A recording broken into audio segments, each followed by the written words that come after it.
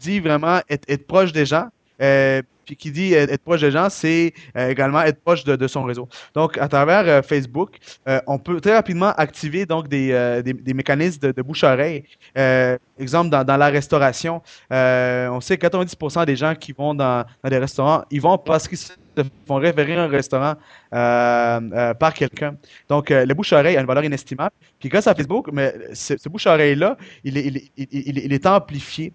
Donc, Facebook est important pour justement aller optimiser le bouche-oreille que vous ferez naturellement euh, par des moyens qui seraient hors ligne. Donc, c'est ça. C'est ça la puissance d'un réseau, c'est d'être capable vraiment de relayer votre communication par le bouche-oreille. OK. Donc, ça, c'est au niveau des pratiques commerciales, ce que j'ai vu qui est important à retenir.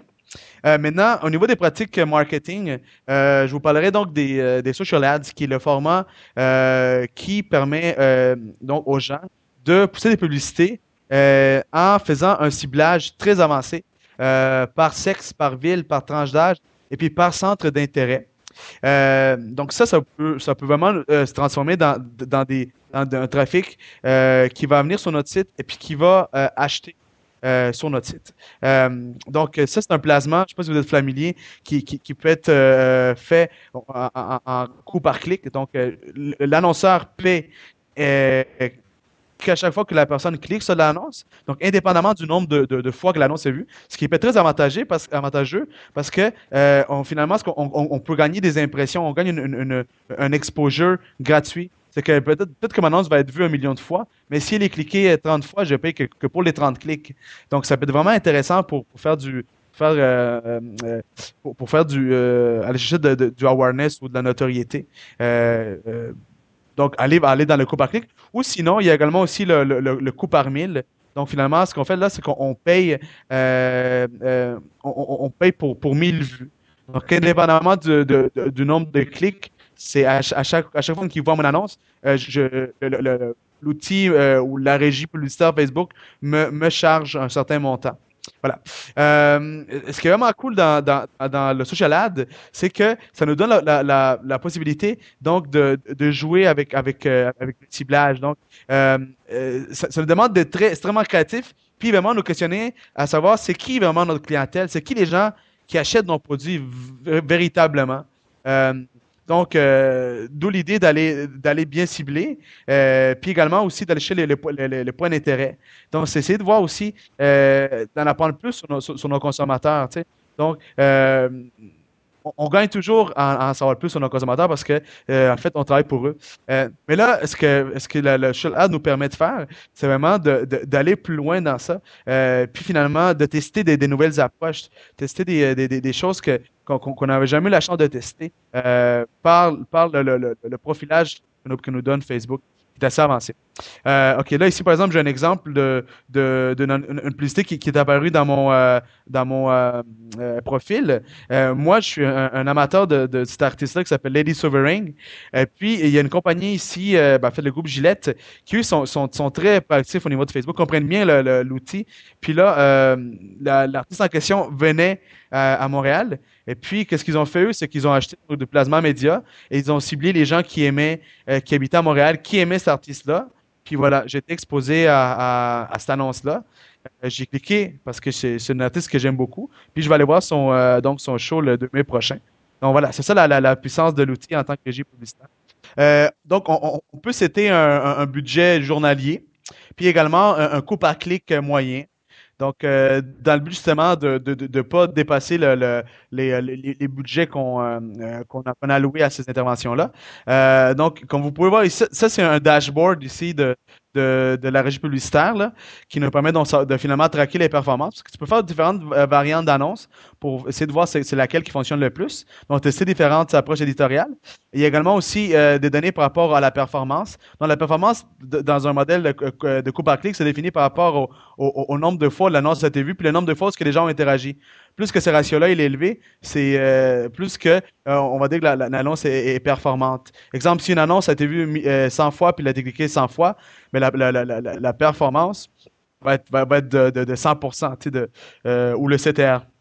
Ouais, de 100%, donc c'est une annonce qui va être extrêmement puissante. Voilà. Donc ici, on a les impressions, les clics, les CTR, qui est la mesure de performance, là, puis le coût moyen qu'on peut également définir, puis traquer à tout moment.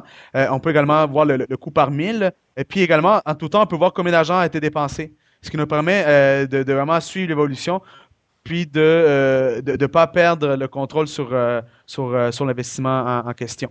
Donc ça, c'est important. Puis ce qui est important dans tous les cas aussi, d'aller un peu plus loin, c'est également de traquer les liens qu'il y a dans ces annonces-là. Donc vraiment, s'assurer que, OK, une fois que la personne est dans votre site, euh, finalement, c'est voir la qualité de ce trafic-là. OK, oui, j'ai amené quelqu'un dans mon site pour une publicité, mais une fois que la personne a été sur mon site, qu'est-ce qu'elle a fait? Qu'est-ce qu'elle a fait? Est-ce qu'elle est restée? Est-ce qu'elle est partie? Est-ce que ce canal-là est un canal viable pour moi, qui me permet d'atteindre mes objectifs, que ce soit des objectifs de trafic, des objectifs de conversion sur un site, des gens qui ont adhéré à ma newsletter, les gens qui ont acheté, les gens qui ont vu mon contenu si je suis un portail. Donc, c'est très important d'aller un peu plus loin puis de taguer tous ces liens-là. Parce qu'une fois que la personne va sur votre site, vous êtes capable de savoir que ce trafic-là, il est venu de cette source-là, en l'occurrence de la publicité sur Facebook. Donc, ce qui nous permet d'aider finalement, si oui ou non l'investissement a été rentable, et puis qui nous permet par la suite soit de couper les vivres, d'améliorer nos annonces, ou même à la limite des fois d'investir plus. Une fois qu'on a réalisé que oui, c'est très viable d'investir l'argent là-dessus, mais rien ne nous empêche d'en investir plus, quitte à en enlever dans d'autres placements qui sont moins performants.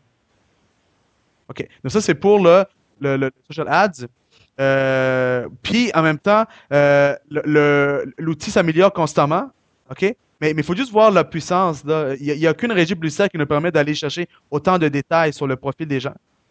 Donc, qui dit pertinence dit vraiment performance. Lorsqu'on parle de publicité web. Plus que tu es pertinent, plus que tu es ciblé, plus que tu es capable de comprendre les besoins de la personne, ce qui pourrait l'intéresser, plus que finalement tu deviens moins achalant, donc plus pertinent. Voilà.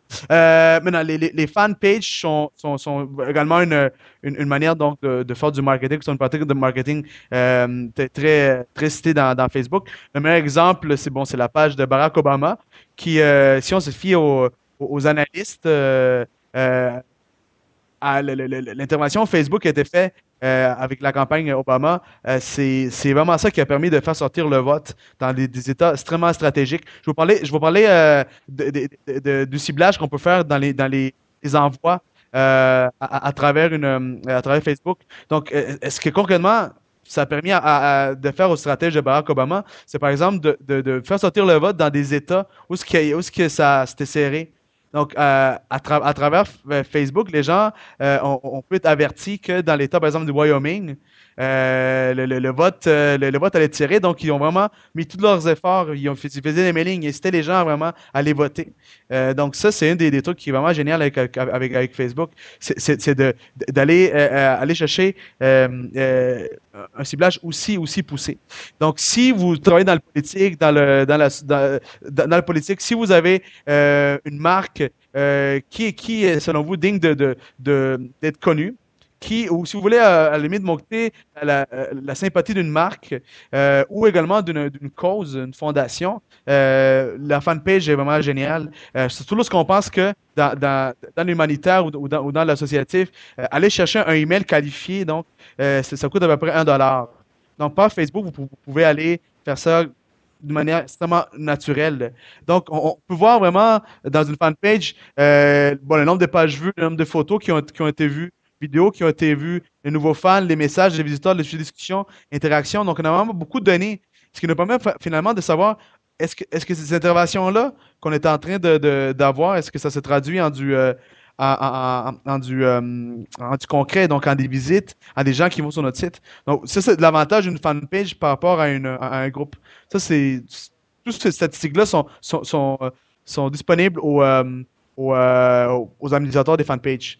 Donc voilà. Il y a même aussi des outils qui sont en train d'être développés qui permettent, par exemple, d'apprendre ce que les gens disent sur Facebook, des tendances. Donc, je serais capable, par exemple, ici, en l'occurrence, la tendance, c'est le mot hip-hop. Donc, je serais capable de savoir finalement